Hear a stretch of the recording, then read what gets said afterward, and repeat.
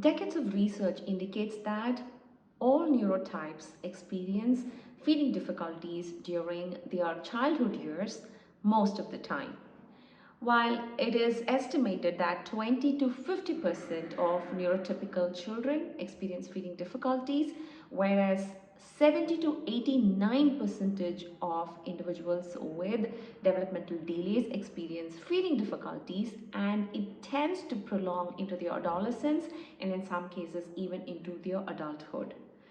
With this background of the estimated percentages of how many children experience feeding difficulties, we will look into why it is critical for us to include a neurodiversity affirming framework into our practices.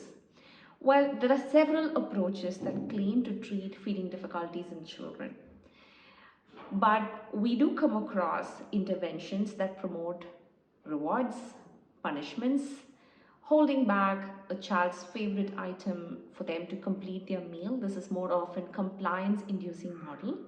We do come across models that do planned ignoring, where the person involved in feeding the child deliberately ignores the child, such as turning their head away, turning their eye gaze away until the child eats the food that is placed in front of them.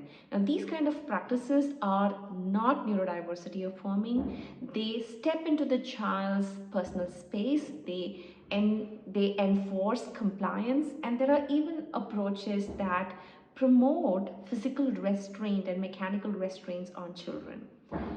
These approaches definitely induce fear and anxiety in children and can lead to disregarding meal times or disliking meal times altogether. Now, these are the approaches that you need to keep yourself away from and discard them if you have, used them in your sessions out of goodwill, expecting to see progress in your children.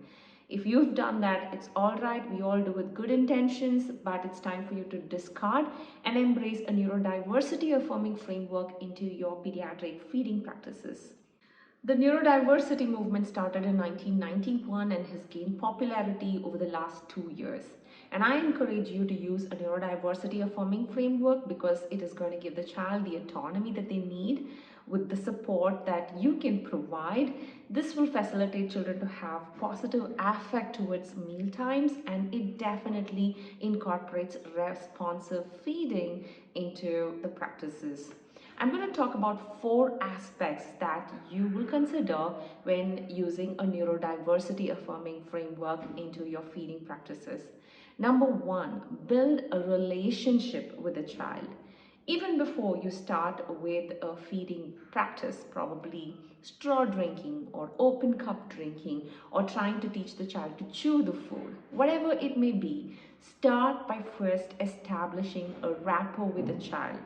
The child gets to know you, you get to know the child's deep interests, and you both have a positive connection with each other, because when this happens, the child is going to give you their trust, and it is going to be a lot easier for the child to build a positive affect towards food as a whole, because the child trusts the clinician involved in helping him with this mealtime practice. Number 2, offer autonomy.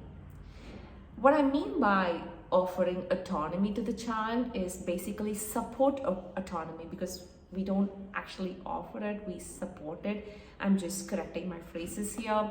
We support autonomy by allowing the child to make choices.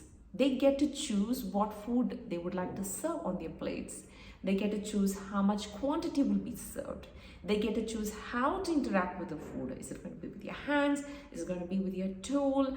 And when they will close the meal time. And what, as a professional or a parent or a caregiver, that you will be doing is support their choices and gradually help them model how to eat food using the right tools and practices that we follow in our day-to-day life. This will facilitate the child's confidence in you, in the food, and themselves, and they will sure try more textures and varieties and temperature and shapes of food. With that, we move to number 3. Consider the child's deep motivations or intrinsic motivation. What I mean by the child's intrinsic motivation is the food types that the child loves the most. You start with that. Always ensure that the first food that you offer in your feeding therapy is the child's high interest food, because it makes the child feel more competent to deal with that food and feels more safer when a new food is introduced because their favorite food is already there on the plate, right? So start with understanding the child's deep interest and considering that in your sessions.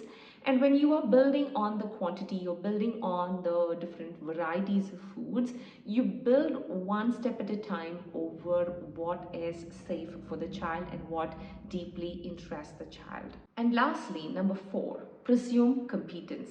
This is absolutely important for you, because when you presume competence, you are trusting and believing that the child has the potential to try different textures, to try more quantity, is going to be able to navigate through different food experiences. That's your belief in the child, rather than saying that he can't do this, I need to help him do it. This also means that the child has more faith in themselves, because what we believe in our kids is what they believe about themselves. So we presume competence, believe that the child is able to, instead of thinking that the child cannot. We're just making a shift in how we see kids as a whole, and how we give them importance to their self-determination. So I'm sure these tips are going to definitely help you in your pediatric feeding therapies. If you are a parent or a professional, these steps are simple and easy to follow. Do try it out and let us know how it went. And I would like to know your questions in the comments. If you haven't yet subscribed to my channel, click the subscribe button and get more informative content.